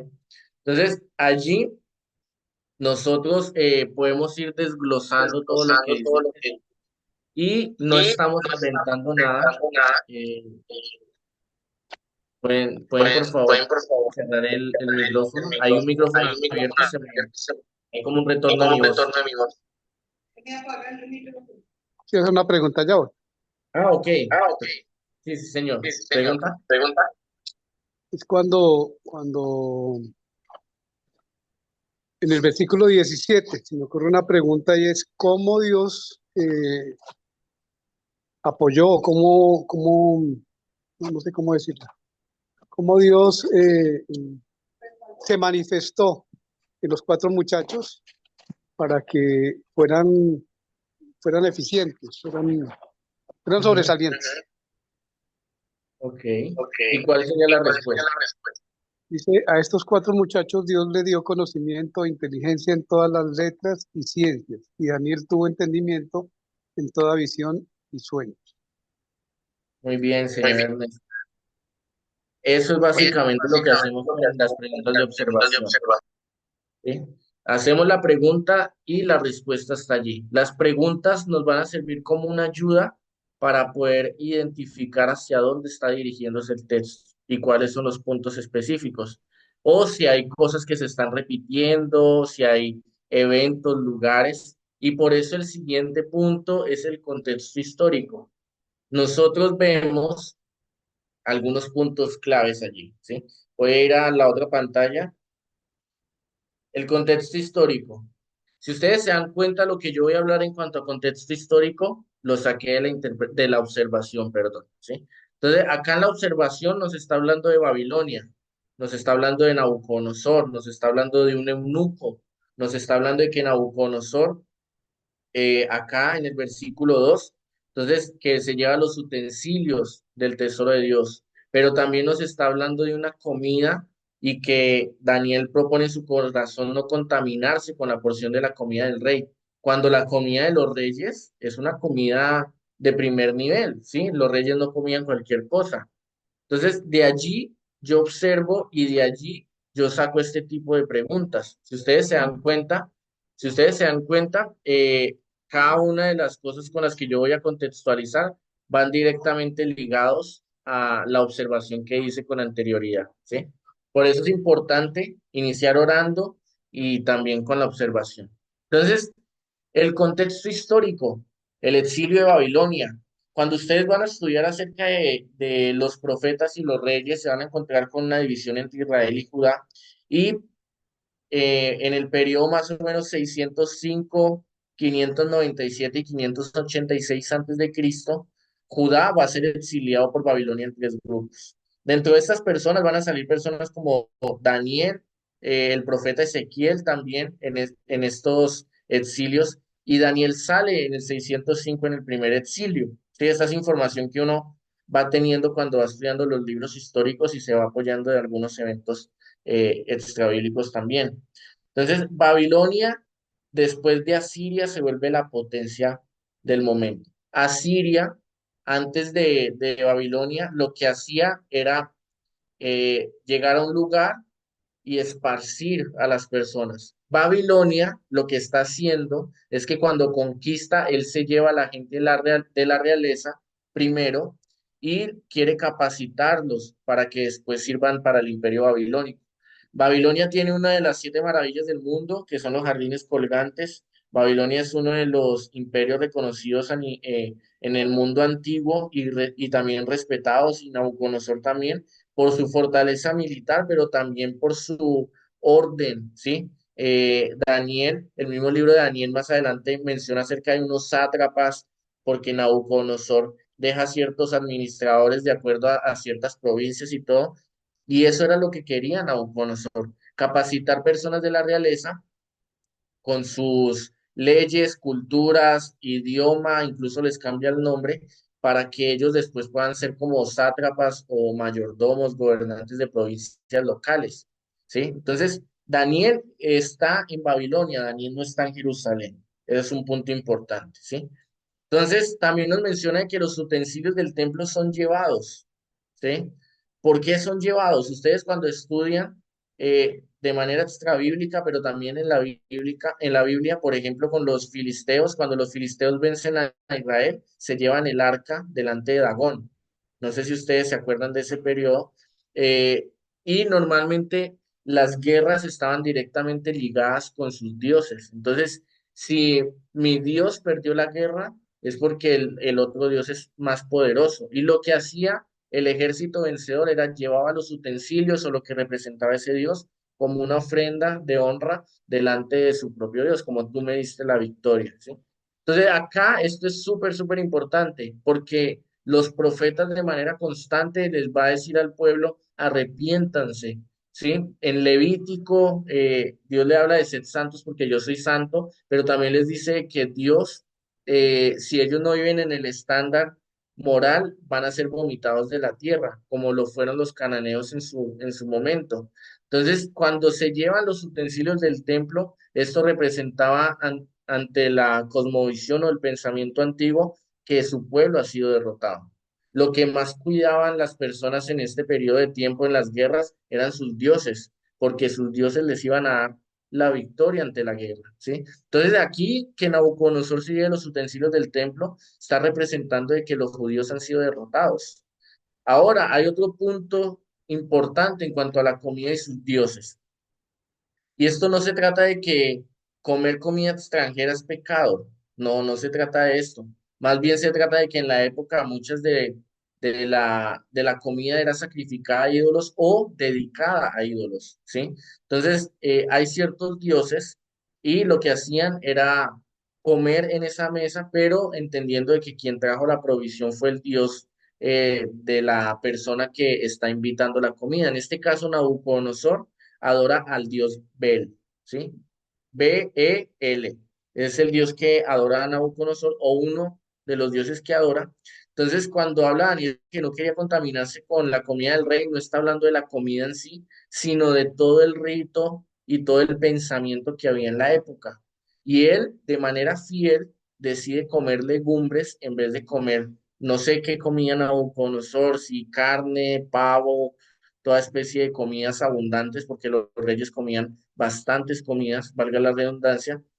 Entonces, esto es un punto clave, pero también Nabucodonosor les cambia los nombres y ustedes se pueden poner a estudiar. Esto de pronto lo sabemos un poco más porque culturalmente es más conocido, que los nombres para los judíos normalmente representaban un momento específico a la hora de nacer o iban ligados con su carácter o iban ligados como con el propósito con el que los padres querían direccionar a sus hijos, ¿sí? Entonces, que va a ser temeroso de Dios, etcétera. Cambiarle el nombre a un hebreo, a un judío, era afectar en cierta manera su identidad, ¿sí? Muchos de los nombres que hay dentro de los judíos tenían que ver con adoración a Dios, con Dios es la fortaleza. Ahorita no recuerdo un ejemplo, no tengo un ejemplo fresco, o con un evento específico, parte de su carácter. Y acá a Daniel se le está cambiando a Belsasar, que Belsasar tiene que ver con el dios de Nabucodonosor. Entonces está cambiándole la cultura. También les quiere enseñar sus leyes y les quiere enseñar sus idiomas. Y aparte, lo último, hablando de los eunucos, si no saben qué es un eunuco era personas cercanas al rey, eran personas que tenían ciertas tareas cercanas a la realeza. Llámese cuidar el harén, cuidar de pronto la de la reina, ¿cierto? Algunas tareas de administración, en este caso, este eunuco lo que tiene como tarea es como cuidar de que se cumplan todas las normas que el rey estableció ante estas personas de Judá y de otros pueblos que han venido a Babilonia. Entonces tenían tareas muy cercanas a la realeza y para evitar de que estas personas pudieran de pronto tener relaciones sexuales con la reina y tener un hijo y esto sería todo un problema en el imperio, o este tipo de cosas, lo que hacían era que o los castraban, perdón la expresión, o los golpeaban de manera tan fuerte y tan contundente que no podían concebir hijos, ¿sí? Entonces, esos eran los eunucos. Todos esos detalles uno los puede investigar, todos esos detalles Si ustedes se dan cuenta, lo saqué de la observación, que es lo que yo les hablaba acá, acerca de los nombres, acerca de Judá, acerca de Nabucodonosor, Babilonia, y toda esa observación me va botando la información de donde yo puedo investigar, ¿sí? Hay algunos libros que son más fáciles que otros. Estoy haciendo un libro profético, que normalmente el libro profético tiene un poco más de complejidad. Les recomiendo iniciar con libros históricos, narrativos, que son un poco más sencillos, porque lo que está haciendo, valga la redundancia, es narrar un evento, ¿sí? Y después de el contexto, ¿sí? Junto con la observación, vamos a la interpretación. Entonces, ¿cómo yo puedo interpretar de manera correcta? Ya estamos entendiendo el panorama de esta parte temática del libro. Nabucodonosor sitió a Jerusalén, se llevó a Daniel y a sus amigos, dio órdenes para que tengan ciertos hábitos, ciertos cambios en su cultura. Daniel propone no contaminarse. El señor Ernesto hizo una pregunta en el versículo 17, si mal no me acuerdo, acerca de, voy a, acerca de esos cuatro muchachos que Dios les da inteligencia y en toda letra y sabiduría y ciencia, ¿cierto? Entonces ya tenemos una idea panorámica de lo que está pasando ahora, cómo podemos interpretar esto sin salirnos de pronto con una herejía o algo así. Entonces, una pregunta de interpretación que yo hice para que ustedes puedan pensar. ¿Cómo piensas que estaba el corazón de Daniel al ver el exilio de su nación? ¿Sí? Entonces estamos hablando de que Daniel ha visto que su pueblo ha perdido la batalla y ha sido exiliado a Mesopotamia, en la parte de Babilonia.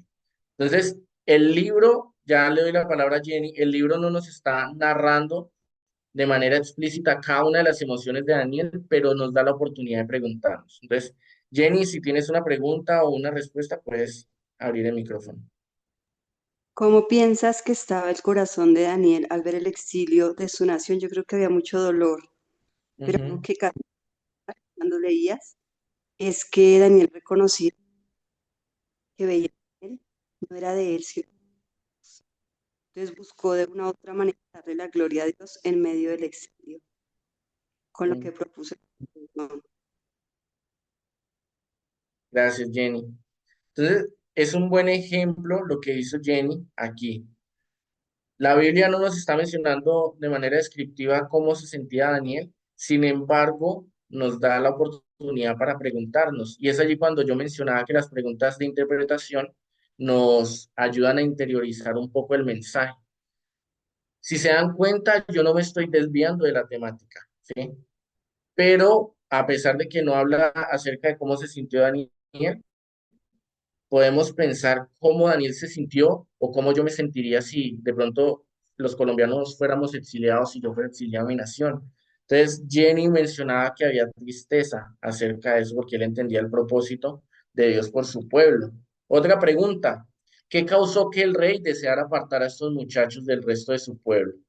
Si alguno quiere contestar, puede levantar la mano o yo también puedo contestarlo. Entonces, ¿qué causó que el rey deseara apartar a estos muchachos del resto de su pueblo? Yo veo dentro del texto que hay ciertas características que sean dignos de estar delante del rey, que sean eh, como simpáticos, ¿cierto? Entonces, el rey desea apartar a estos muchachos para poder capacitarlos y posteriormente en el capítulo de Daniel muestra que muchos de estos muchachos van a ser sátrapas o gobernantes locales. Entonces, lo que yo veo que el rey hace allí, o lo que impulsa a poder apartar a estos muchachos, es porque entendía el potencial que ellos tenían, porque eran personas que en sus pueblos originales estaban cerca de la realeza o estaban siendo capacitados por sus padres, etcétera, para ocupar una posición de administración en su pueblo, ¿sí? Tercera pregunta, ¿por qué Daniel se negó a las exigencias del rey? Esa es una pregunta interesante. Dice que decide no contaminarse con la comida del rey. No sé si Jenny quieres contestar. ¿Tu mano está levantada o eso es de la, de la vez pasada? Ah, ok, ya se quitó. Entonces, ¿por qué Daniel se negó a las exigencias del rey? Yo puedo responder que ¿Responder? Daniel, ok, alguien, Creo que Daniel se negó a a las exigencias del rey porque Daniel ya tenía un rey. ok. Entonces yo puedo contestar también porque él tenía convicciones firmes, ¿sí? Él sabía lo que creía, sabía a quién le servía. Entonces, si ustedes se dan cuenta, como decían anteriormente, estamos con las preguntas interpretativas o de interpretación, interiorizando el mensaje, pero no nos estamos desviando de lo que trata el texto. ¿Qué impacto causó la firmeza de Daniel al jefe de los eunucos? Yo iba a decir que otra posible respuesta a la anterior era Ajá, que él no quería contaminarse con la comida del rey, quería ajá, conservar sus tradiciones y pues ser fiel a Dios. sí, correcto. También ese es otro tema con las preguntas de interpretación. A veces puede que la señora Nubia conteste diferente a como contestó Jenny, pero no significa que alguna de las dos esté equivocada. Solamente que están resaltando puntos similares pero no idénticos, ¿sí? El conservar las costumbres, el mantenerse fiel, o lo que yo respondí de que tenía convicciones certeras. No estamos usando las mismas palabras, pero al observar y al contextualizar antes de interpretar nos ayuda a mantener la misma línea, ¿sí? Entonces, ¿qué impacto causó la firmeza de Daniel en el jefe de los eunucos? Para mí, lo que yo veo en el texto y también lo que puedo interpretar es que es un impacto grande, porque normalmente estas personas se sometían a lo que decían los reyes. Y Daniel era una persona joven, entonces, ver una persona tan convencida que ha sido exiliada, ¿sí? Ha sido exiliada de su nación, que el mismo rey ha determinado ciertas normas y él se rehúsa y tiene esa confianza en su Dios, para mí, yo creo que le generó gran impacto, ¿sí? Y esto lo veo como un testimonio de Daniel al jefe de los eunucos. Última. ¿Permites? ¿Me permites? Ah, sí, claro, sí, señor. Es que me estaba pensando en el impacto, y es que esa firmeza de David, perdón, de Daniel en cuanto a sus convicciones, hacen también que Dios intervenga, ¿cierto? Sí, Y hace que haya gracia. Pues es por esa misma convicción, ¿cierto? Pero es Dios con un respaldo total. Entonces vemos que Dios es fiel también con las personas que le aman y que temen, ¿no? así es. Gracias, don Ernesto. Así es. Entonces, si se dan cuenta cómo las preguntas de interpretación nos ayudan también a profundizar un poco más. Último, ¿cómo crees que Dios vio el acto de fidelidad de Daniel? Yo personalmente digo que pienso que Dios se sintió orgulloso. Me parece similar a Job, cuando Dios menciona la fidelidad de Job y como ese orgullo de Job, de cómo él era correcto. Y pienso que para Dios este acto de fidelidad eh, sintió honra, ¿sí? Lo glorificó a él. No sé si alguno tiene algún punto que quiera responder en cuanto a esta última pregunta.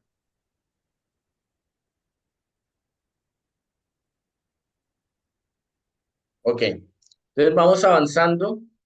Todo el texto nos está llevando por una misma línea, ¿sí? No sé si ustedes se han dado cuenta, las preguntas de observación junto con el contexto y las de interpretación nos llevan por una misma línea.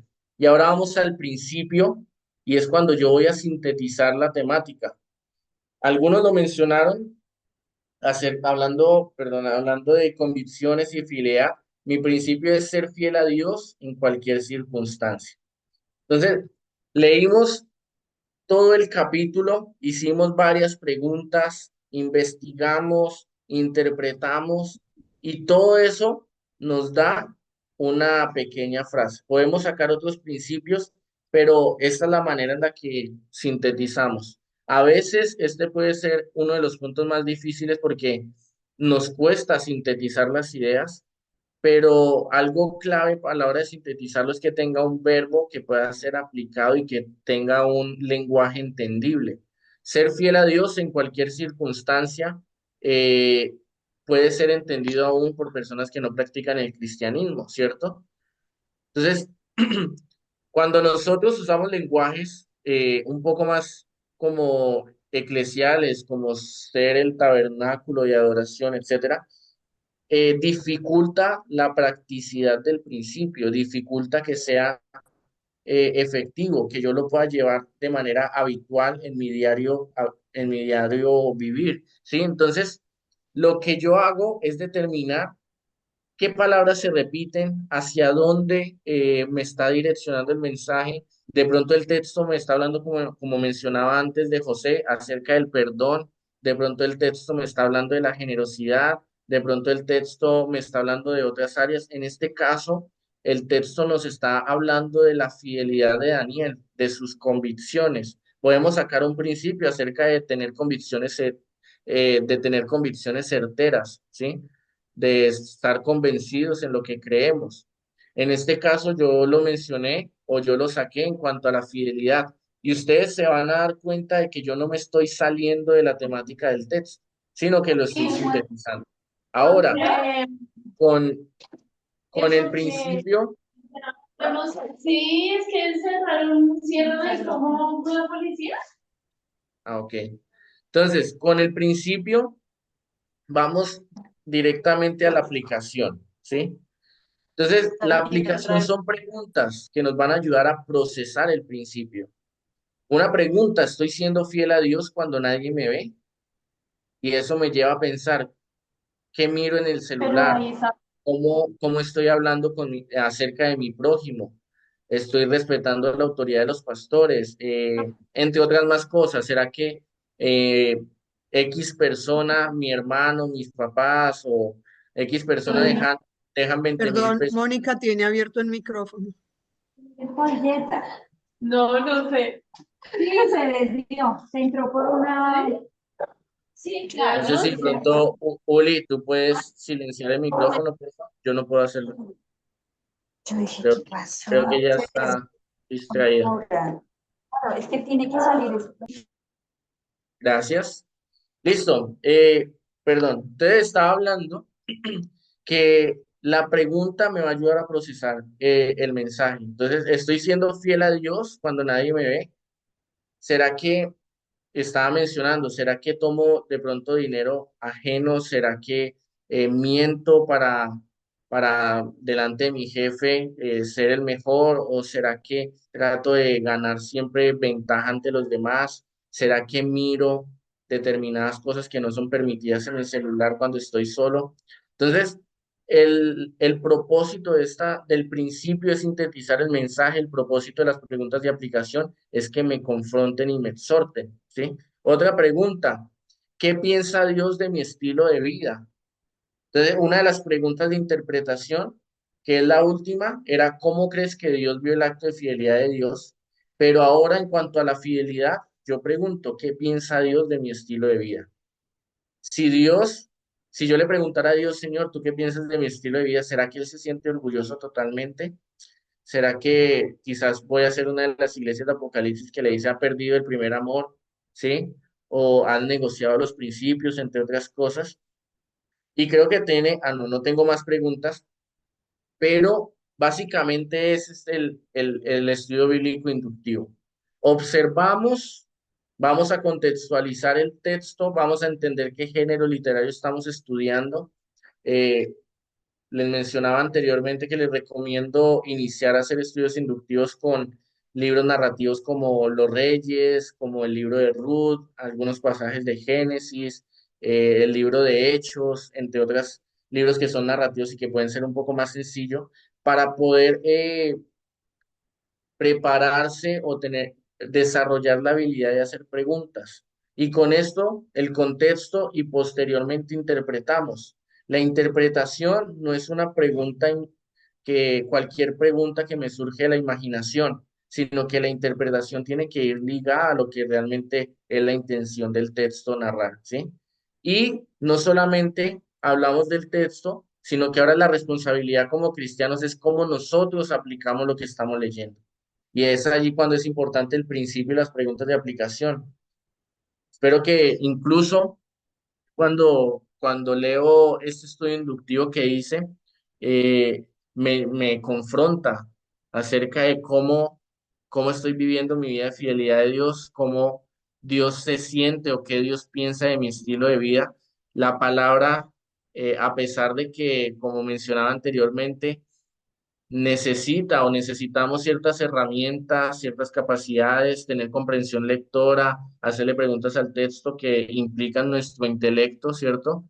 Yo estaba recién leyendo hace 2 días, hay un libro que me estoy leyendo y el autor decía que el cristiano debe ser una persona de libros, debe ser una persona que lee, porque uno de los mandatos, por ejemplo, en Josué 1:8, o de los mandatos es que no olvida el libro de la ley, ¿sí? Y eso llevó a la reforma en el siglo XVI, a que las personas, los reformadores enseñaran a otros a leer, porque ¿cómo van a guardar la ley? ¿Cómo van a conocer a Dios si no saben leer? ¿Sí? Entonces, vamos a medida que nuestro crecimiento se va dando, vamos a aprender a hacerle preguntas al texto, pero no nos detenemos en conocer lo que dice el texto, sino que vamos más allá y decimos, Señor, guíame para sacar un principio que vaya de acuerdo a la temática del texto, que me confronte y que me lleve a crecer en mi carácter y en mi relación contigo, ¿sí? Debo ser fiel a Dios aun cuando nadie me ve, ¿sí? Debo tener un estilo de vida el cual Dios se sienta orgulloso de ese estilo de vida, porque vivo en obediencia, vivo la voluntad de Dios, vivo en temor a Él, ¿sí? Entonces, eso sería la clase del día de hoy. Espero que haya sido de bendición. Traté de resumir, podemos incluso hablar más acerca de esta temática, pero espero que les haya servido. También pueden ver el video varias veces y de pronto a veces cuando uno repite el video pueden surgir más preguntas o puede clarificar algunas cosas que en el en vivo quizás no quedan tan claras. Pensé que no lo iba a lograr, lo logré 3 minutos antes de las 9. Entonces, eso sería todo de mi parte. Muchísimas gracias. No sé si cerramos orando o Uli, ¿tú quieres cerrar? Ah, bueno, sí. No, gracias, Adi, por el tiempo y gracias a todos por estar atentos.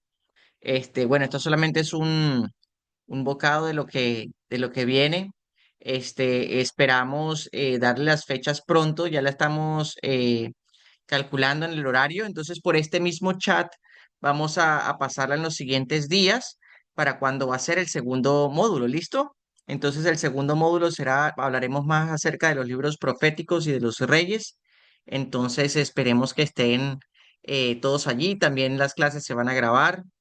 Y bueno, si aún tienen personas que quieran hacer el primer módulo, pueden charlar con nosotros si quieren correr la voz y poder adquirir tal vez la información de que ustedes tienen, se pueden comunicar con nosotros y con mucho gusto podemos hacer la repetición de tal vez del primer módulo para las personas que no lo han tomado. Entonces, bueno, podemos orar para terminar, ¿listo? Hay una manito levantada. Hay una manito levantada, creo que Jenny Jenny. Paola. Jenny, ¿quiere Sí, decir algo? sí, les quería decir si de pronto ustedes tienen alguna imagen publicitaria para, digamos, uno compartir como el primer módulo o las clases. De pronto si nos pueden Oh, compartir algo de publicidad para poderla este, compartir. en esta ocasión no las tenemos, pero podemos crearla, claro que sí.